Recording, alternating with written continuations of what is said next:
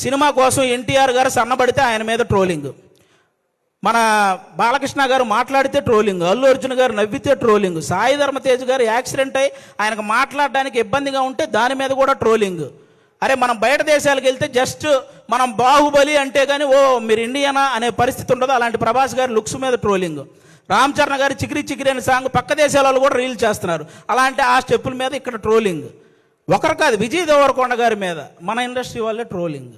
అంటే ఒక వ్యక్తి ఇంకా అంతకు మించి ట్రోలింగ్, అంత మానసికంగా ఒక వ్యక్తిని కుంగవేయాల్సిన పనే ఉంది. ఇప్పుడు బాహుబలి, RRR, పుష్ప ఎలాగో ఒక వర్గానికి అర్జున్ రెడ్డి లాంటి సినిమా కూడా అలాగే.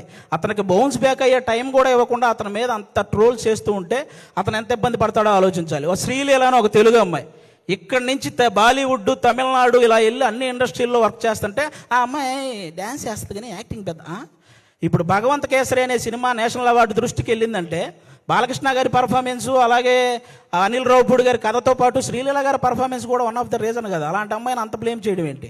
ఒకటిగా మెగాస్టార్ చిరంజీవి గారి మీద డీప్ ఫేక్ AI వీడియోలు చేశారబ్బా. ఇంతకంటే దరిద్రం ఏమైనా ఉంటుందా? నాకు తెలిసి ఆయన రికార్డులు కొట్టిన పోస్టర్లు గోడల మీద పడేటప్పుడు ఆ ట్రోలింగ్ చేసినోడు వాళ్ళ అమ్మ కడుపులో కూడా పడి ఉండడు. అలాంటి వ్యక్తులు వాళ్ళు. ఆయన 3 దశాబ్దాలు 1వ నంబర్ పొజిషన్